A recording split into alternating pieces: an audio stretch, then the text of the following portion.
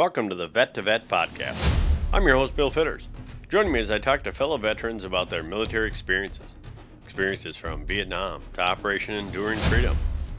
This podcast is sponsored by Tugs, talking, understanding, growing, and supporting. Even big ships need a little help sometimes. Feel free to hit the subscribe button below to get our latest Vet to Vet interview.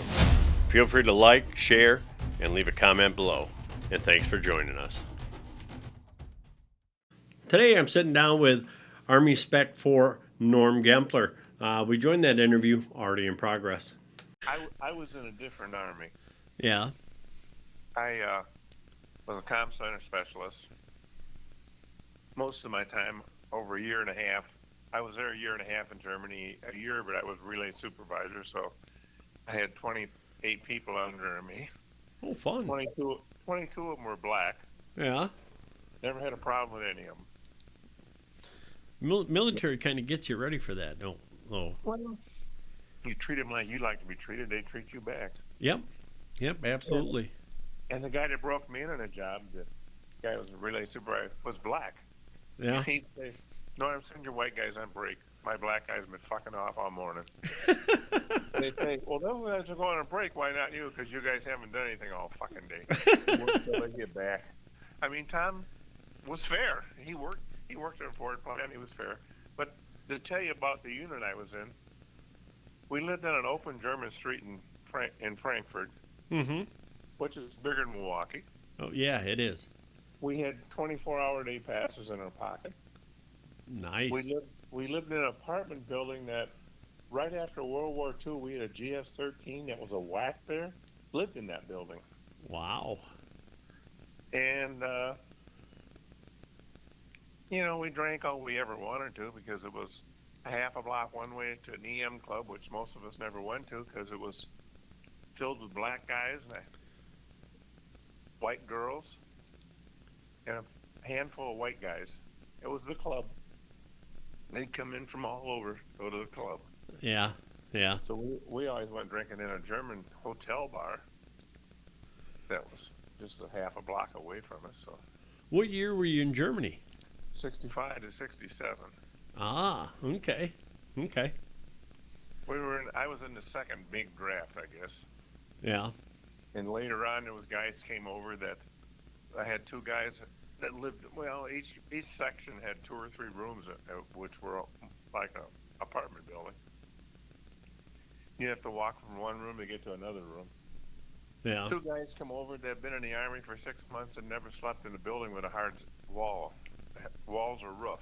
Always been in a tent. Wow. Living the big life. Yep.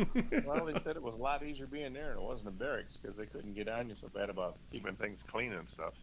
Yeah, inspections and all that.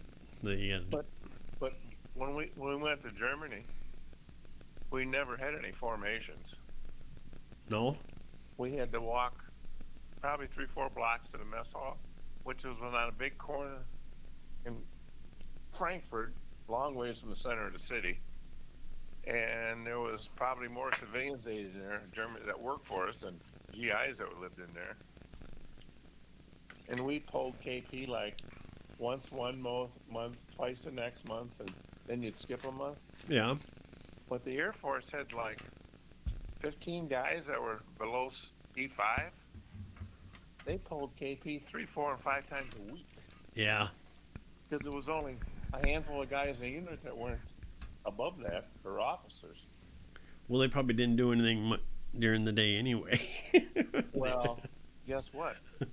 They weren't allowed to hire KPs in Frankfurt. German KPs, so that meant they had to pull it themselves. Dang. So, yeah, I've been to Frankfurt.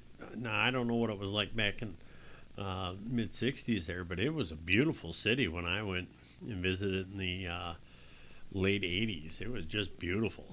Okay, I worked in the IG Fireman building. Okay. Which is where the college is now. And we worked in the basement, and that's where the comm center was. Been there forever, I guess. It's been gone for 30, 40 years now. There's no troops left there. Wow. But I mean, we were in a pretty partying unit. Oh yeah, yeah. Well, when we graduated from school in Georgia, one of the sergeants we had in the wire section that taught us how to run stuff,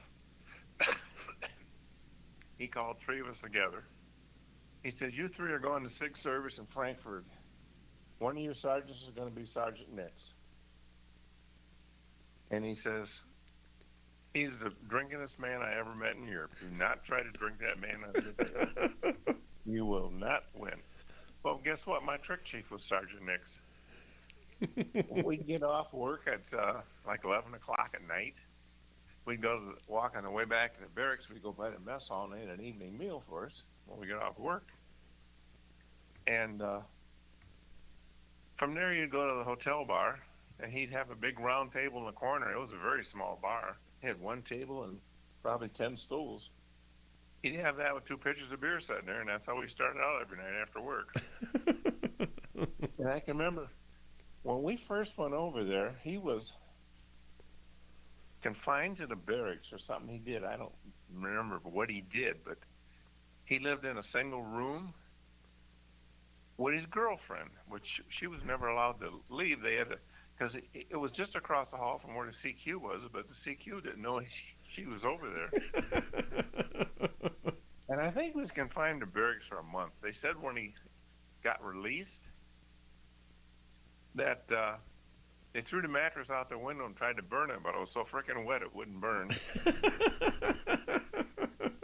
Well, no TV back then. It was not much else you could do.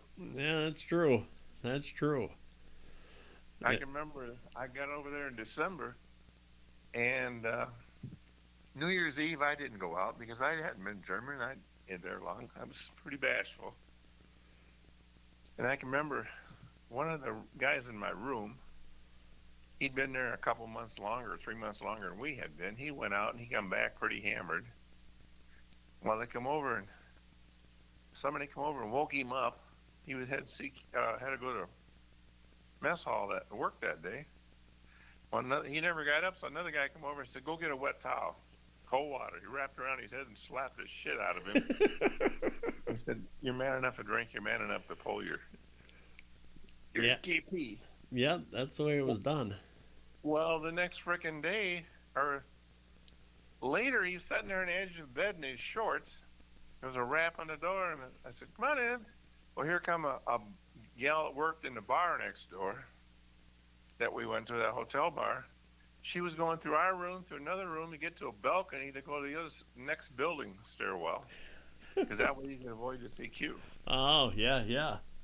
But at 2 o'clock in the morning, you hear high heels going up and down the freaking stairs. They said before we got there one time, they got a new officer, and they had a formation in the backyard, which I've never been to one out there. But he was on the first story in a balcony talking to the troops, and he said, "I've heard the bad reputation here. There'll be no more drinking in the barracks, no more women in the barracks." Everybody laughed. The balcony above him, there was a girl sitting there up there drinking a beer.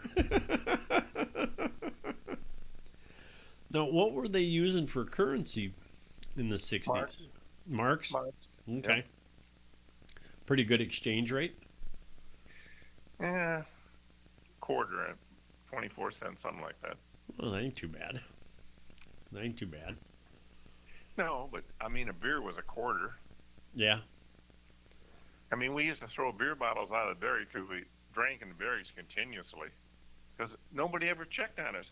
Our headquarters was the IG Fireman Building, 7 stories in the frickin' air. Wow. They didn't have elevators in there. They had like dumbwaiters. You walked into it and you went up and you got off on the floor. And if you had to get off at the 6th floor to walk up a stairwell to get to our headquarters, because that was in the attic. Ah, okay. And in later years, there was a Afro-American soldier got killed in there because she freaked out when she went over the top. Oh. And tried to jump out, and apparently she got caught in something. Dang. So yeah, it was fun times, but mostly partying. Yeah, yeah. That most of the people that were in the military, That's what we did a lot of. And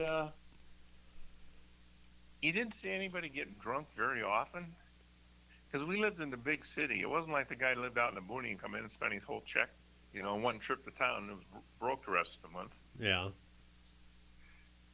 I mean, I remember one time a guy come up and knocked on my door and wanted to know if I had any money I could loan him, and he worked in the orderly room, and he was from Chicago. He was an Italian kid. Well, he had two kids he was supporting. He lost a couple businesses when he was a teenager, pizza businesses. Mm-hmm. So he couldn't get a clearance to work in the comm center, so they put him in the orderly room. But he was going to Italy, and he borrowed, I think I gave him $160. Never even had anything, to protect myself. Right. Hand him the money. He come back a month later, and I see him walking down the street.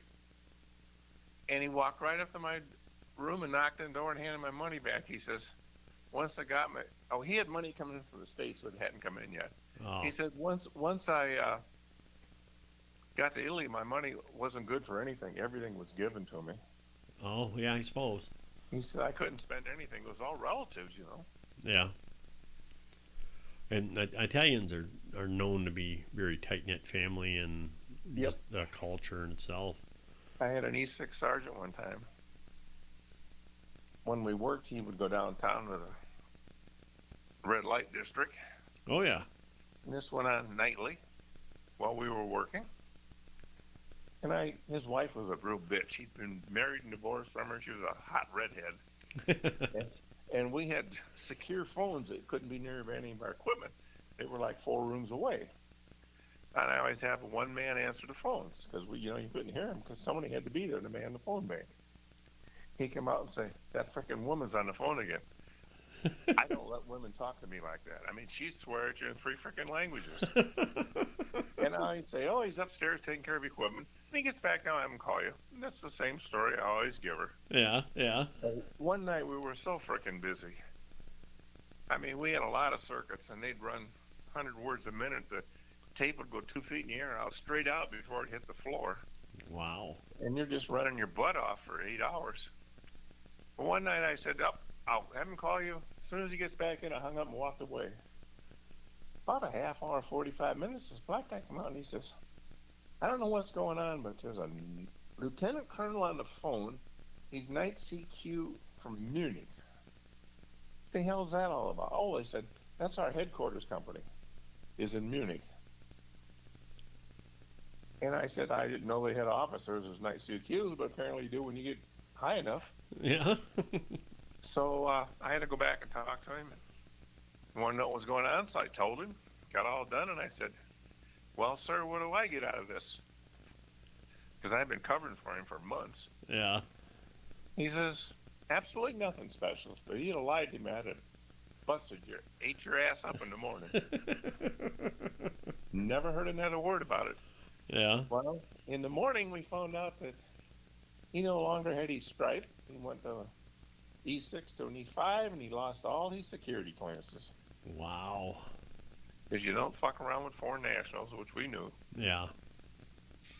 Now, how much were you making back then a week? 170 something a month, I think. 160 something. Wow. When we went in, it was like $68 a freaking month. Yeah. I'd worked in the foundry at the Beloit Corp when I got drafted. And, I mean, I paid more taxes than I made as fucking wages in the military. Yeah, the pay sucked. Even when I was in, it was low. I mean, you could probably get food stamps and almost apply for welfare from even when I was in. Wow. And how long were you over in Germany? Year and a half. No, that ain't too bad. I went over, I was only in for 2 years, see, so it takes 6 months of training and spend a year and a half. Yeah. Yeah. I got sent up for a promotion board, and because I was a spec for a sergeant stripe, and I didn't show up for it. So they put me in for it again. The NCO and OIC comm center called me and wanted to know if I was going up before it. I said, no. Oh, you get out, you're going to be in the guards. I said, well, if I'm in the guards, I want to be way in the back. I don't want to be a fucking leader. Right. I said, besides, if I made $5, I get $20.20 a month more. Now, my roommate was an acting E5 because they wouldn't give him the stripes. He was pulling 24-hour CQ and 2 or 3 other duties that we never pulled. So why the hell would I want to be an E5? Right. Work more for what? Pennies more a day? Yeah. Yeah. Oh, you got to drink in a different bar, and my buddy said that wasn't any fun anyway because you didn't know any of the people over there. Yeah. You know, you only got 4 or 5 months. Why get to know anybody? Well, true. Very true. Yeah, around the time that you were over there, Norm, my uncle was stationed there and got in a car accident and got killed. Okay. Now, I'm gonna check with my relatives. I don't know if that was in Frankfurt or where, but I don't even know what he did. But he was in the army. We never went anywhere. We just stayed wherever we had to go. We had to walk. Well, Although there were streetcars and shit. I think I went across the river in Old Frankfurt. mm-hmm. And Trinkal's, they had apple wine down there. The first glass tastes like vinegar. The second was a little better, and the third one you were hammered. Yeah. Big water glasses. Oh God, that shit was nasty. Did you get an opportunity to do any like Oktoberfest or anything like that while you're over there? No, I came home and got married. Ah, probably a very smart decision. Instead of going to Oktoberfest. Most of us didn't do any much traveling at all. Very few of us. I know my roommate went with another sergeant from my shift. Went on vacation with him and his girlfriend to Austria one time. Mm-hmm. He was only gone a few days and he was back. And I said, why are you back? He said, I go down there and they're out sightseeing. And he says, I'm with her father and he don't speak anything. So we just sat there drinking and grunting.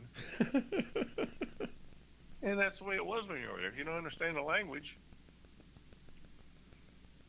Yeah. why bother doing anything? Well, did you guys get to eat at all off, like any of the local restaurants and what have you? Nope. No? No, because we only got limited money. So as long as they're feeding you, why bother? The only place we ever went was a PX. Yeah. I know a couple guys one time talked about going out for a German meal, but most of the guys never did that.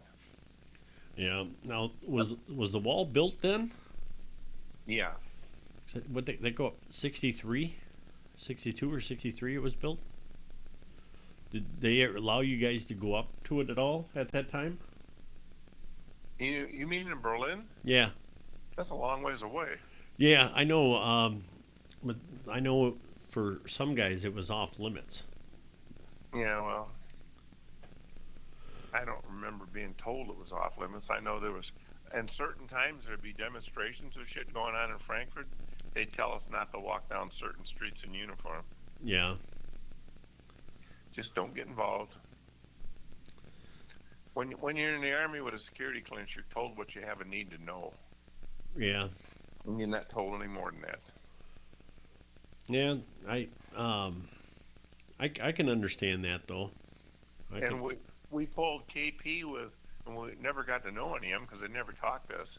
There was 4 or 5 times more ASA boys than there was us in the comm center. Really? Yeah. They filled up a great deal of that 7-story building because they were monitoring everything that was going on. Yeah, I suppose. I mean, and then, like, do you guys get to interact with those guys at all? No, never. No. And we worked with wax, but on the relay floor there weren't any. They were all in the trib, so they did the typing and stuff. But we never even reacted with the wax. Wow. So they kind of kept you guys in your own little loop. Yep, that's what we were. I mean, we used to play cards. A card game would start on Thursday. Quite often it would end on Monday. Holy moly. And we never played for money. We just played hearts or rummy or easy money or something like that. We're just friends that got together and enjoyed each other. Yeah. You stay in touch with any of the guys you were stationed with at all? Not really. No? I've seen one guy a few years after I got out. He was living in DeForest. Oh, he was my roommate. I lived with him for over a year. And I met him and his wife. I went to DeForest and found him. And I've talked about him for years and never went up there. And he was in the pier at one time. And I found out later he was a bartender in Madison his whole career. Oh, wow. And I looked it up about 3 months ago, I found out he was dead. He died. Wow. But he was I could see him being a bartender because he was a go-getter. Yeah. When he was a teenager and in his early 20s, well, we were 21 when we got drafted, he managed a McDonald's in Green Bay. And at that time, Green Bay was only allowed one because the franchise was given out by population. So he said they would have the entire basement of the store filled with potatoes that were peeled, soaking in water. They would have 2 semi-trailers in the parking lot filled with food, like on Labor Day weekend. Mm-hmm. He said 2 or 3 o'clock in the afternoon, you'd have to call Milwaukee to bring up more food. Wow. But he said there was only one out there. And he said, everybody came. He said, I made good money. He drove a Oldsmobile 98. Yeah. I think he said when he turned 21, he lost it for 3 days. Finally, somebody asked, why is your car out there parked in that gravel pit? Huh? He says, I have no idea, but at least I found where it was at. Those are nice cars, though. Yep. Yeah, a buddy of mine has one that he's got tucked away with collector plates on it. That's really nice condition. Yep. So yeah, I know exactly what kind of vehicle you're talking about. So where did you grow up at? Albany, Evansville. Oh, did you? Penny grew up in Albany. Yeah, I knew Penny had. I remember her telling me that. Her oldest brother was my best friend. And then you said you got married when you came home? I came home on leave in November and got married and came back out of the Army in June. Went back to the Beloit Corp. I worked for a year as a molder. Then I quit there and went to GM. And you were GM for a while. How many years did you end up with? 31.3. Wow. I'd worked at the Beloit Corp with my military, and I had 6 years in there when I quit. Unreal. So, would you rate your military experience as something good, or just something you did, or? Well, it was a growing up experience. I think everybody should do it, but I don't know if I'd want to be in today's Army. It's a whole different thing. Yeah. I think you would think that they should be harder on the troops than what they are now, because things have quite a bit changed. Yeah, but it was very, very easy for us. I remember we got a master sergeant came out of France when they kicked us out of France. Mm-hmm. And he come up, the head of our company, and he was always pissed at us because you guys don't forget there's a war going on the other side of the world. Well, we don't give a shit. We didn't have to be there. Right. But like basic though, what was that like? It was 10 weeks, normal basic. 8 weeks, 10 weeks, something like that. And where was the basic training at for the Army then? Fort Knox. Fort Knox. Okay. Yeah. And how was that? How was basic? Was that something? It was in June, July, and August, so it was hot as hell. Yeah. A lot of days you weren't allowed to march. I remember one night they took us out on supposedly a night fire thing. It was so freaking dark out there, they ended up getting trucks to haul us back because they wouldn't allow us to walk on the roads. because Fort Knox got 3 or 4 U.S. highways running through it. Yeah. So it wasn't where you really wanted to be walking down a road in the middle of the night. No. I remember one time they hit us out on some maneuver where they'd put you on a foxhole and you're supposed to challenge people coming through. We sat there forever, and finally some sergeants come up and said, "We're waiting for a group. It hasn't came through yet." And I said, "Like 5 or 6 guys?" Yeah, I says, "They went way out beyond us in that woods." And I saw them go through, but they were nowhere near where we were, so we didn't, No, I said, they probably went across that marsh into the freaking highway. And that's where they found them, walking down a freaking main road. that 60s was a turbulent time. Yep. And especially, more south you got, the more turbulent it got. Yep. I always thought they should burn Georgia off and start over again. That's when I went to school, huh? I went. That's where I was stationed in the last year and a half, and I loved Georgia. It was a beautiful state. Well, we're talking in the late. Frankfurt wasn't. It was nothing but cotton and red clay. Yeah. Remember one night we walked up must have been walking on an interstate or something. We stopped in a little bar. There was 2 girls in there that run the bar. One had a sling on her arm and a cast, I think. We were in there just a little bit, and I said to the guys, "Let's get the hell out of here. Something's not right here." So we went back to the highway, and we were going across a bridge over a river into South Carolina, I think it was. All of a sudden, you see all kinds of red lights in the distance. It was cops coming in there. It must have been a setup or something. Oh. Because there was only a couple guys left, and we left there going like, "What the hell could them 2 people have done?" Right. Yeah. That's crazy. I mean, Augusta was so bad, we had a black sergeant, beg us not to go into town. Because they're going to throw you in frickin' jail, and I'm going to come and get you out. I'm going to bust you and give you Article 15. And that's what happened to so many people. Yeah. So if you went into town, you'd buy some booze and go to a big hotel, get a room, and not come out. They still do that. Military guys people still do that. They party at hotels. Yeah, we used to when we were in basic, always go to hotel bars. Because it was safer going than a big bar where all GIs were. Yeah, that's true. That's true.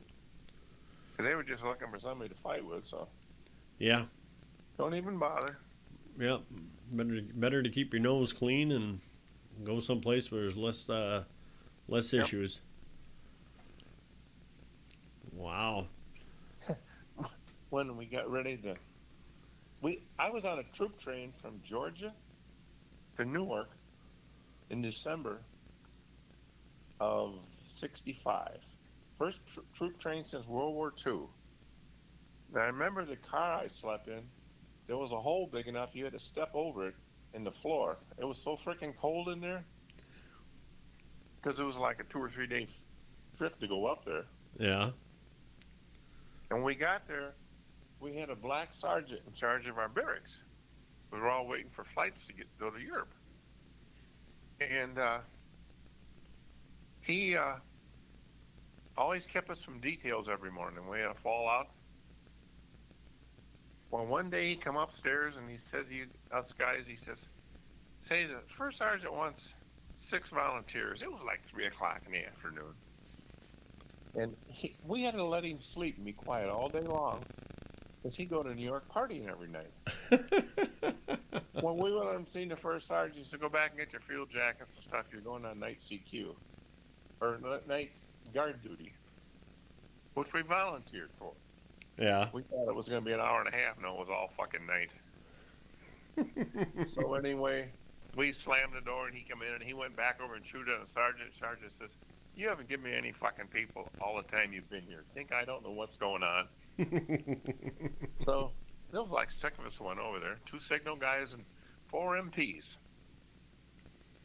Well, we get over there and there was a black sergeant come out. And I called him by name, this sergeant, and he says, Private, go get a clipboard and put your name at the top and draw a line in it and have the rest of these guys sign in. He says, you're going to be my night CQ. Thank God, because we had field jackets and no freaking liners. To go out and walk in the freaking cold in New York or New Jersey in December, no thank you. Well, then the 6 of us went to eat in a battalion mess, which was a training center there. Yeah. On the way there, some young acting sergeant locked our heels up, was harassing us about walking with our hands in our pockets. And one of these great big frickin' MPs hauled off and smacked that son of a bitch right in the mouth. Laid him out cold.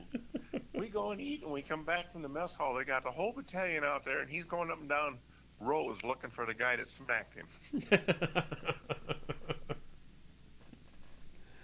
He probably didn't want to find him very bad. I mean, he probably wanted to find him to get him in trouble, but he probably didn't want to end up having to deal with the guy again. I mean, yeah. So anyway, being a night CQ, I got up like at 4 o'clock and had to get the driver up to get the truck and everything. Well, he goes out to get the truck to pick up the troops. So guess what? The truck is fucking gone. Somebody from the recruit station stole the truck. So then we got to wait an hour to get another truck brought in. So all these guys out there walking had to stand out there an extra freaking hour, don't know what the hell to do. They're just stupid. I was sure glad I was inside. Yeah. Is that where you went to your school at? Was up there in New Jersey? No, our school was in Georgia. No, in Georgia. Okay. Fort Gordon. Okay. Right outside Augusta. Home of James Brown. Oh, all right. All right. Yeah, that sounds about right.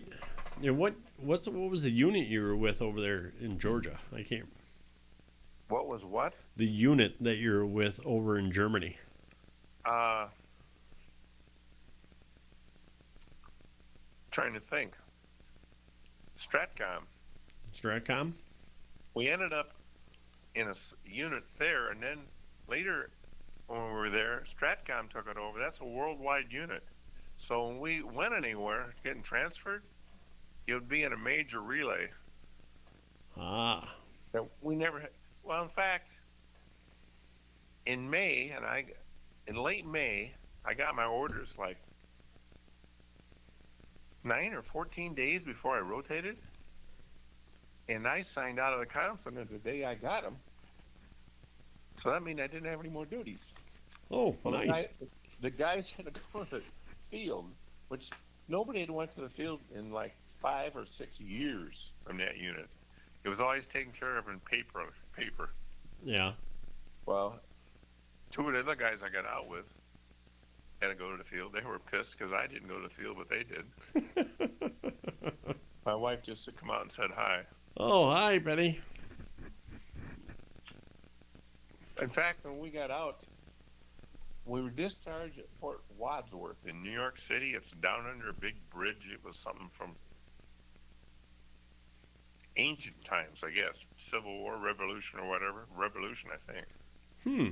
We got on a bus, and they took us out to JFK. And I'd been there when I come home to get married. And I said, well, I'm going to go to TWA. That's the biggest terminal out here. It's way in the other end. And get a first-class ticket to get the hell out of here. Because when you go in Matt's flights, there was like 4 buses on loaded troops. Mm-hmm. You know you're going to sit there frickin' forever. Yeah. So Bill and I, which was been my roommate, he was a sergeant, acting sergeant. I was a Spec 4. We go over there and buy tickets, and we were going to just had put our duffel bags in a locker and going to find a bar. They called us. They're holding a plane for us. So we run, and they already got the thing pulled out from the plane, so we had to jump across to get in the plane. Our duffel bags were in the main part of the plane. They didn't go loaded down below. We flew for a while and landed. We finally asked, where the hell is this plane going, and where are we landing at? Well, we landed in Ohio, and the next stop was Chicago. We got to Chicago and got a flight into Milwaukee, and I'd called my parents and Penny to come and get me. He said he hitchhiked that night back to Green Bay. From Milwaukee? Yeah. Oh my. I mean, it was like 1 o'clock in the morning or something when we got there. Yeah. Yeah, it was safer back then to hitchhike. Yeah. And were you guys in uniform? Were you guys allowed to travel in No, uniform? we were in uniform. Oh, so yeah, he probably got picked up pretty quick then.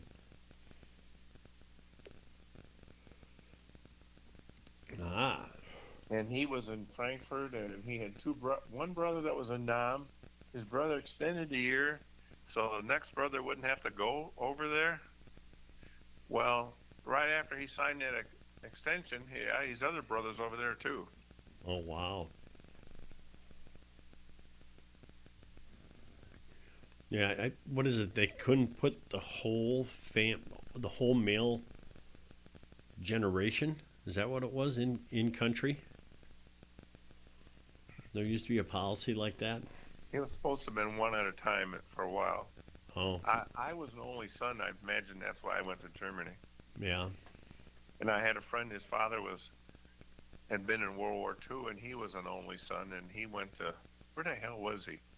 He was in Stratcom too. He was in Dominican Republic for a long time. Well, that wouldn't be a bad gig.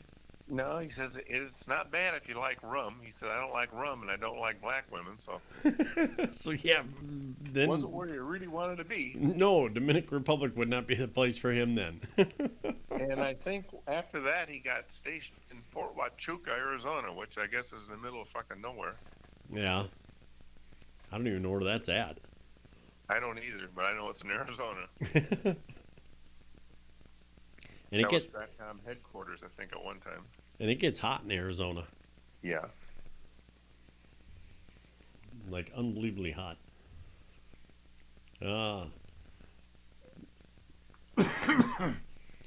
So, what was your best memory of or best thing that you remember from the military besides getting out? Best thing I remember about the military. Yeah, all you remember is the loneliness. You miss your family and stuff. Yeah, were you guys allowed to call back home at all? Never. Yeah. I think there was something in the IG Fireman building with shortwave, but I don't know anybody that ever went down there and got involved in that. That they could send things back and forth that way. A lot of letter writing, or just see you when I get back. You'd write letters and then you'd get busy and forget about it. I remember one time my roommate he had another friend from Green Bay that was stationed with us. In fact, I came home on leave with that guy. His parents had called this other guy's parents and wanted to know if Bill was still alive because he hadn't written home in 6 or 7 weeks. Oh boy. I mean, you're getting busy and get involved in things. You know, we never drank a lot, you know. You might spend $1 a day because you had to make your money last all month. It wasn't like when you're stationed out in the middle of boondocks. Well, true. True. You know, those guys would come and party hard. We didn't. We just partied a little bit every day. Yeah. Each apartment had a little bitty balcony. So we'd go out and sit in the balcony. I remember we used to have, somebody had a binoculars. You could watch people way in the distance in a lot higher building we were in. And you look over there and they'd be watching us with binoculars. Young Germans, there would be guys and gals that you could see they're sitting over there drinking the same thing we were doing. Yeah. Well, it's kind of like Wisconsin, you know. Everybody kind of goes out in their garage and has a couple here and there, and then goes back in the house or hangs out on the back deck for a little while. For a while, whoever was in charge of he must have came out of the office, out of the headquarters. We'd have GI parties on Friday nights. That's when we first got over there. And he was a big, big sergeant. He would come in with a case of beer in his bag, have a formation in a stairwell, and hand us everybody a beer. He'd go sit across the street in a hotel, and we'd run out of beer and go get some more, and he'd ask, how's the GI party going? Oh, pretty good. Shit, by 10 o'clock, he'd be drunk. Amble home. That was his Friday night drunk. Yeah. Yeah. That's pretty... We used to use beer to strip the wax off the floors. Really? It was better than that Cosmoline or whatever shit they use, diesel fuel. Yeah, yeah. It would strip wax a lot better than that ever did. I never even thought about that. Yeah, that probably does work pretty good. Well, the German beer was pretty nasty anyway. Yeah. Was it served cold or warm then? Warm. Yeah, that's the way it was when I went up there. Yep. Always warm. And nasty. And it was nasty. Well, Germans would. Everybody at work carried a briefcase, and they had their bottle or two of beer in there, some sausage and some cheese. And when they went on break, they'd have a few swallows of beer. Yeah. I remember twice sitting in the German bar. In would come 10 or 12 teenagers that had been downtown, and most of them were pretty hammered. And twice it happened that the bathroom was in the basement of this hotel, that they'd all leave and leave a girl behind. You know, she's 15, 16, maybe 14, I don't know. But twice, there was, I think 3 or 4 of us each time, it happened twice, that we would walk them maybe a mile and a half, 2 miles back to where all the civilians lived in the army. Yeah. Because you sure as hell weren't going to put them in a cab with a German. And you sure as hell weren't going to call the MPs. Right. The logical thing to do is walk them I home. remember this one night, we made her ring the frickin' doorbell, and her dad come down. He was a major. He was so fucking mad at us. Finally, his wife come down, and I said, we all have sisters this age. You think we're going to put her in a frickin' cab with a fucking German? Right, right. The wife said, be glad they brought her back, and she's in one piece. Good God. What are you going to do when you run across somebody like that? Yeah. I remember one time going to a movie, and this one girl looked at me, and she turned away real quick, and I realized, ooh, that's one of those girls we took home. He was totally frickin' embarrassed. Oh, my. Well, it sounds like it was a good time over in Germany anyway. Yeah. Nothing wrong with that. Yeah, we used to just play cards, basically, is what we did on our off time. Yeah. Well, Very seldom went anywhere. good way to keep your nose clean. He had a friend that lived in the next room from mine, and him and another guy were good friends, and then he brought his wife over. They hadn't been married very long. He made PFC, and there was so much room left in Germany that a PFC could get a housing. Really? Government housing, because, you know, with the war, there was not as many people over there. So he brought her over, and they didn't have any money. I remember one time he told his really good buddy that still lived in the barracks that he hadn't got money in, and they were out of food. And I reached for my wallet, and he says, I already tried that. He won't take any money. He's too frickin' proud. No. So I said, okay, tell him we're going to have a picnic at his house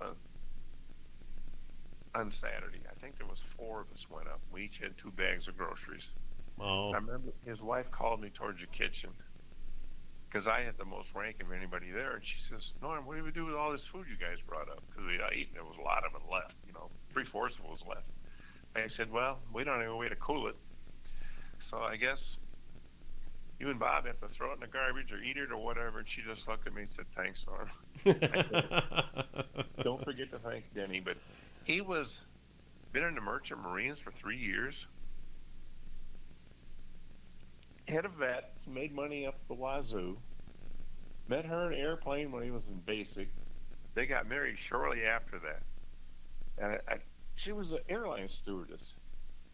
And in the 60s, you think flat butt, flat chested, skinny, short cropped hair. Well, she wasn't. She had a butt on her, and she had breasts on her and hair, and she was really, really nice lady. I mean, there was only maybe 4 or 5 of us GIs ever went to her house. We'd go out and play cards. Because he'd say, she's so lonely, she hasn't been out of there. So we'd go out and play cards with him. That was nice. I remember one night, it must have been in April, and I got out in June. I come out of the shower. Each room had a bath. Each apartment had a bathroom. come out of the bathroom, and Denny hollered at me. He said, Denny, Bob asked me something. Sit down. I want to ask you a question. What he told me to ask you. Wanted to know if on Sunday I could take his wife and daughter, who was just a newborn baby, about 6 months old, for a walk. Because it rained every time they were off for their 2 days a week. Yeah. It rained for like 6 weeks. She hasn't been out of the house in 6 weeks. Man. And I looked at him and I said, oh my God. He says, he looked at me and he says, he grabbed his chest and said, I thought he was having a big one. Because he was so protective of his wife and stuff. But he asked me that. Yeah. I told him, tell him I'll pick her up at noon. I did, and I think I got her home at 4 o'clock that day. And we'd walked and walked and walked. And we come around a corner of a building, and she says, oh my God, this is where Bob works, isn't it? I said, yeah, we'll go down and see him. She said, I've never been this far down in the city. So I walked in, and I said, I'll get him out here. So I just knocked on the door. There was a steel door outside with a bar across on the inside that we could get in from without going through the big building. And he came out and talked to her for like 20 minutes, and then I walked her home. But it was probably 2 or 3 miles home.